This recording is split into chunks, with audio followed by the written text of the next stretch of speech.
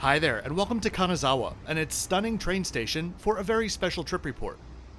I film pretty far in advance, and I plan up to a year or more before that. So to me, it feels like I've been making train trip reports for years, but in reality, this is the very first one. Last night, I stayed at the Hyatt Centric, just next to the western gate of the station, the more subdued side of things. And I gotta say, as far as Hyatt Centrics go, its value and execution really can't be beat. Kanazawa is the capital of Ishikawa Prefecture, or state, if you will, and in addition to Kanazawa Station, is served by Komatsu Airport to the south where I landed yesterday. In 2005, this station had a major renovation to bring it into the modern age, and this massive wooden gate on the east side of the station has since become not just a symbol of the station, but one of the city as a whole. Called Tsuzumiman, it was designed to resemble two traditional Japanese drums called tsuzumi, and is fashioned into the general shape of a torii gate, the traditional gates found in front of Japanese temples, meant to separate the everyday life from the sacred space.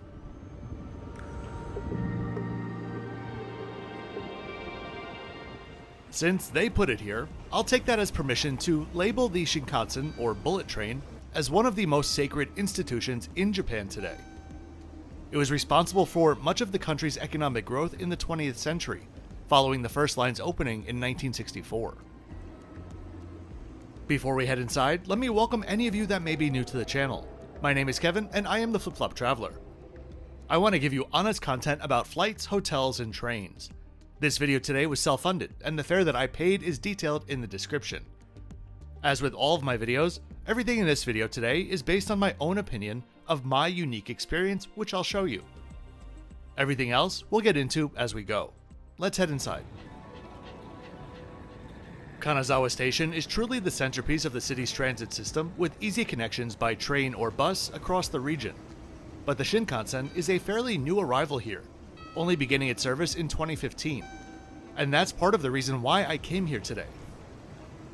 Since the trains themselves serving this route, the Hokuriku Shinkansen, are the newest on offer in Japan, they feature the very limited Grand Class, which I'll be traveling in today. You'll notice once you're inside, the stylized torii gates continue in the form of beautiful wooden structures spanning the width of the concourse. I can understand how it might be intimidating to travel in a foreign country with a different written language by train, but honestly, it's so well marked in English and the whole process is as organized as could possibly be. There are three primary ways to buy your tickets: on the JR website, in this case JR West, through a ticket agent, or at the station itself, which seems to be the most popular option. You can see the third line here is my train, the Kagayaki 506, and the three circles on the right indicate that there are seats available in all three classes of service. If buying at the station, head into the ticket office or navigate the ticket machines.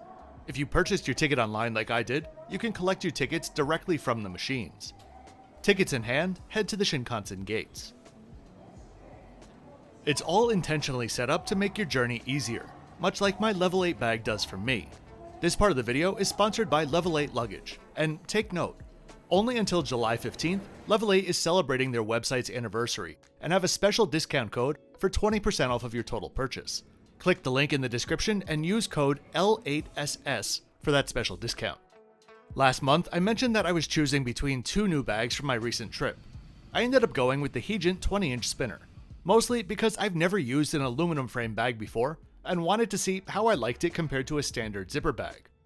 I'll be honest, it really did surprise me how much I genuinely enjoyed having a bag with metal clasps instead of a zipper.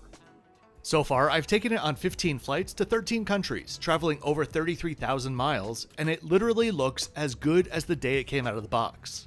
Not for a minute was I intentionally gentle with this bag, but the Macrolon polycarbonate really just holds up to anything. Helped out by the metal corners and the aluminum magnesium alloy frame. In all sincerity, it's hard to believe that you can get this bag for under $200 with the 20% promo. So if you or someone on your list deserves a beautiful new bag, click that link at the top of the video's description and use code L8SS for 20% off until July 15th. After that, use my normal code, Kevin10, for 10% off of your purchase. Thanks as always to Level 8 for their awesome support.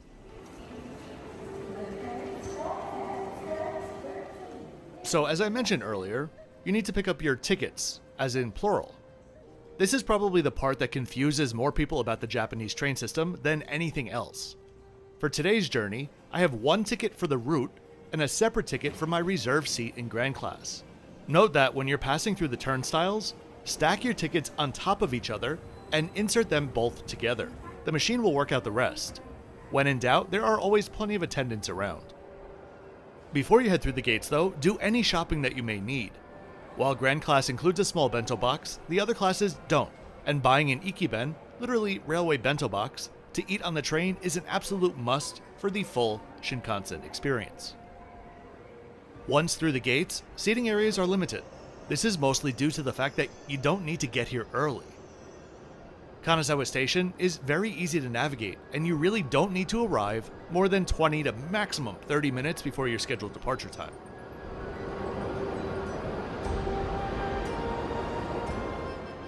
I headed straight up to track 11 to do a bit of train spotting.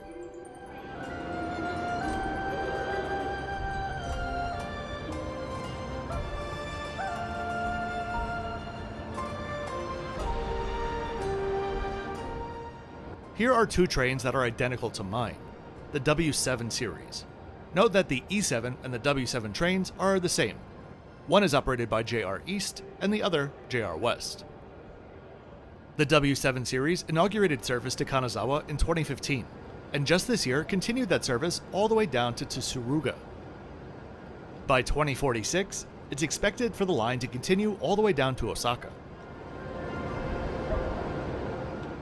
Our sky blue and copper colored trains are made up of 12 cars, seating a total of 934 passengers in 3 classes of service. Standard, green car, which is the equivalent of business class, and grand class, their first class. These trains can get up to 260 kilometers per hour or 162 miles per hour on this route. Everything is truly spelled out to prepare you for your journey as best as possible. There are 2 different bullet trains that serve this route. The Hakutaka, which is semi-express, and the Kagayaki, which is express. The difference being that the latter makes less stops and is about 30 minutes less of a ride. So we all know what happens if you do click that like button and subscribe to the channel. But do you know what happens if you don't? You may never see me again. So if you enjoy this style of content, be sure to click all the buttons. If you're interested in a peek of the inner workings of the channel, or just need some travel advice, be sure to check out my Patreon. Whatever you do, thanks for being here right now.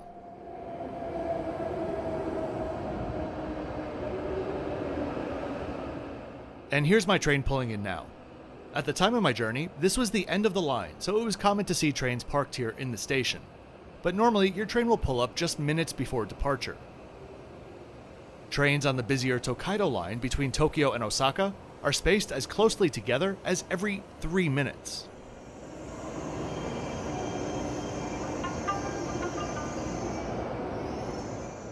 Grand Class will always be in the highest numbered car, in this case 12.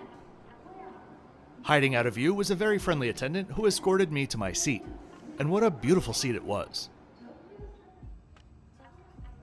I had this car all to myself from here all the way to Nagano. Grand Class is always in a 1-2 configuration, green in a 2-2, and standard is generally in a 3-2. Due to the spacing of the windows, green car and Grand Class seats will always be nicely aligned with your own window. They look small from the exterior, but inside they are much bigger. The seats themselves are basically like the most luxurious domestic first-class airline recliners that you ever did see. Upholstered in supple ivory leather with precise stitching on the seat and the outer shell.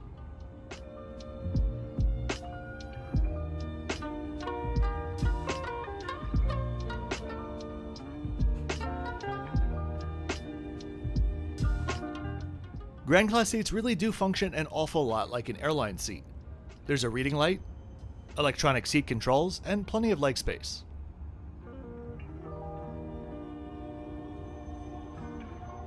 If you're liking the Japan content, check out the playlist linked above and in the description below for all of my Japan flight, hotel, and train content. Also in the description, you'll find my next 5 videos to come out.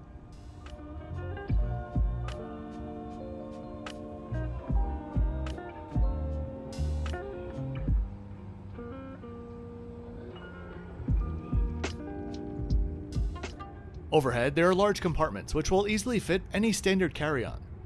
For any pieces that are larger, there are also designated end-of-car baggage zones.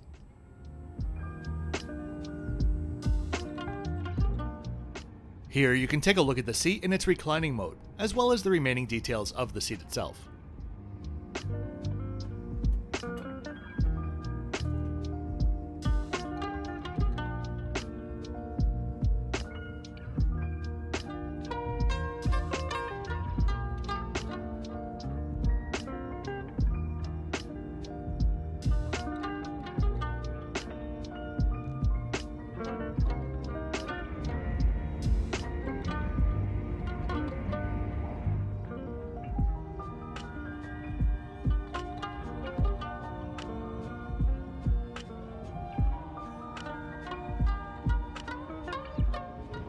And with that, it's time to get going. Exactly on time. These trains are always exactly on time. Across the entire countrywide system, on average, each train is delayed by a whopping total of 24 seconds, and that includes all weather or earthquake-related delays.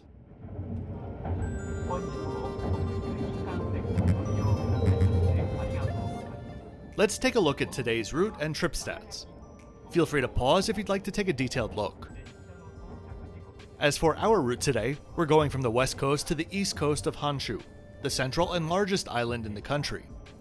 We would first head northeast, passing Toyama, before making our turn towards Nagano, and then continuing southeast to Tokyo. 2 hours and 29 minutes in total.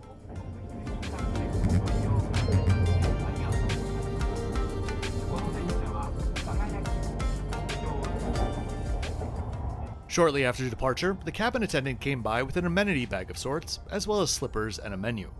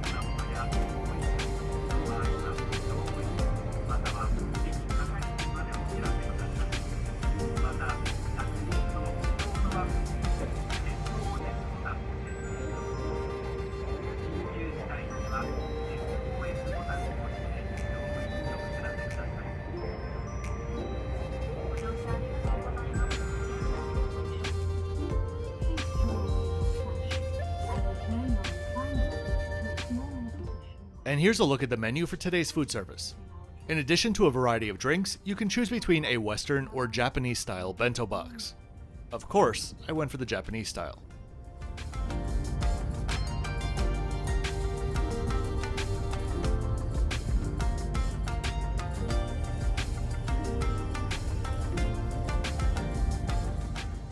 I'll put this meal in the small but mighty category, as all 9 components were absolutely delectable.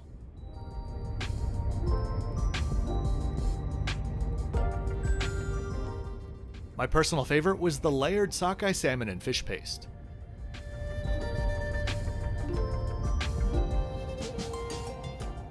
There were 2 cabin attendants for Grand Class who both stayed out of view, but also both seemed to appear exactly when you needed them, offering drinks throughout the trip.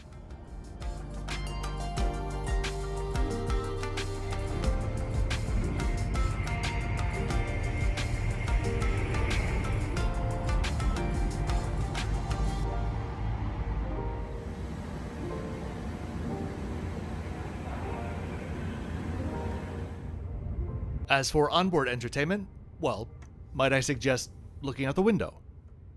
While there is Wi-Fi on board, it's not the strongest signal out there.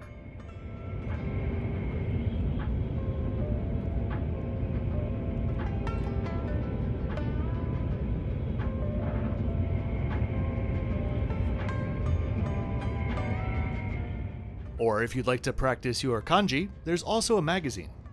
Keep wanting to say in-flight.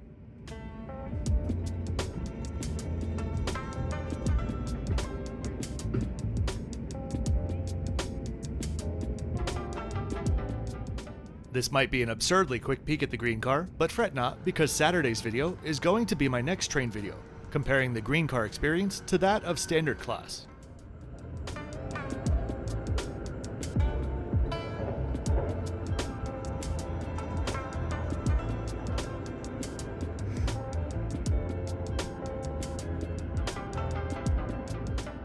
For now, let's enjoy some of the views as we approach Tokyo Station.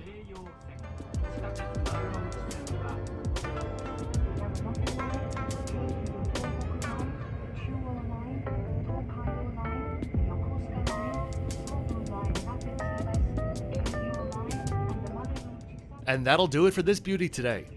I really do hope that you enjoyed this video and hope it gives you an idea of what to expect from my future train videos. As of now, I have 6 of them on the way in the coming months, from Japan, Europe, and the US. If you did enjoy, please remember to click that subscribe button, turn on notifications, and like the video, and then you'll be sure to never miss my twice weekly videos. I'll see you next time on the Shinkansen from Tokyo to Yokohama via Fuji Station. It may sound like that routing doesn't make sense at all, but I promise on Saturday it will. Oh, and as always, thanks for watching until the end.